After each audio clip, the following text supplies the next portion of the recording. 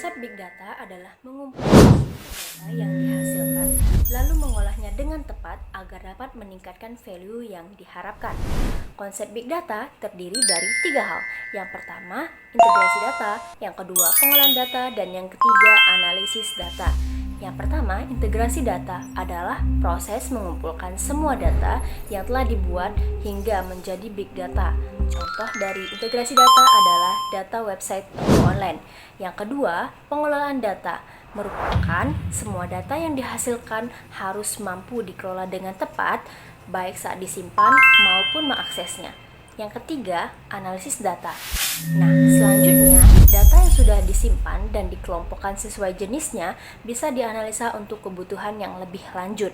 Contohnya, riwayat belanja konsumen di toko online bisa menjadi informasi produk apa yang layak ditawarkan kepada konsumen saat sedang berbelanja.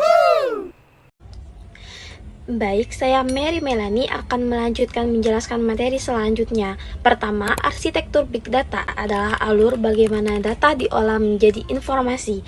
Proses dimulai dari data source, yaitu sumber data seperti transaksi online, media sosial, atau sistem perusahaan. Data kemudian masuk ke data agregator untuk dikumpulkan.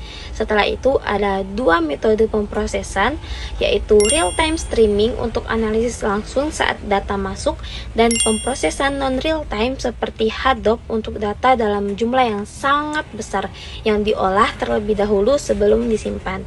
Hasil analisis akhirnya disimpan di data store dan dapat diakses oleh aplikasi atau pengguna untuk pengambilan keputusan. Selanjutnya, dalam pengklasifikasian data terdapat high dimensional data, yaitu dengan data dengan jumlah variabel yang sangat banyak, bahkan bisa melebihi jumlah sampel. Contohnya Merkle-array gen, di mana satu sampel dapat memiliki ribuan ekspresi gen yang dianalisis sekaligus.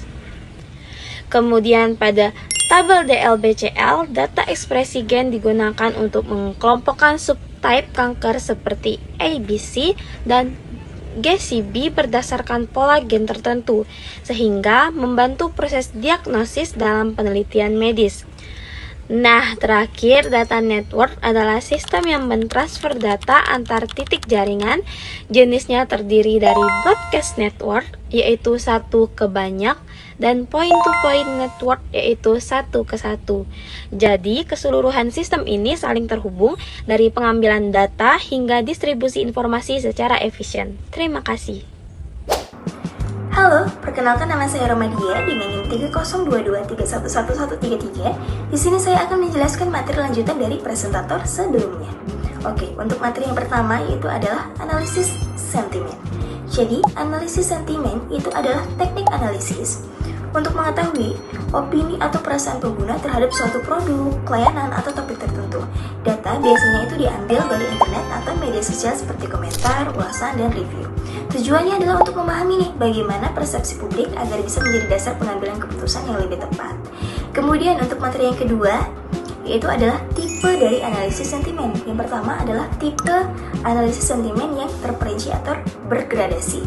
Jadi artinya yaitu mengelompokkan opini ke dalam tingkat yang lebih detail seperti sangat positif, netral, negatif, hingga sangat negatif. Kemudian analisis sentimen berbasis niat. Artinya yaitu menganalisis maksud dibalik pesan pengguna, apakah berupa keluhan, saran, pertanyaan, atau bahkan apresiasi. Yang ketiga itu adalah analisis sentimen berbasis aspek. Menganalisis sentimen berdasarkan aspek tertentu nih dari produk atau layanan, sehingga bisa diketahui bagian mana sih yang perlu dipuji atau dikeluhkan, seperti itu. Kemudian ada materi yang ketiga yaitu jenis data dalam analisis. Yang pertama ada data terstruktur, yaitu data yang berbentuk tabel, bisa baris atau kolom, seperti contohnya data penjualan dan data karyawan. Yang kedua itu adalah data semi terstruktur, yaitu data yang memiliki pola tertentu tetapi tidak sepenuhnya berbentuk tabel, seperti file CSV, XML, dan JSON. Yang ketiga yaitu data tidak terstruktur nih, yaitu data tanpa format tetap seperti komentar media sosial dan ulasan pelanggan. Nah, itu saja penjelasan dari kelompok kami. Kami akhiri, wabillahi taufiq wal hidayah. Wassalamualaikum warahmatullahi wabarakatuh.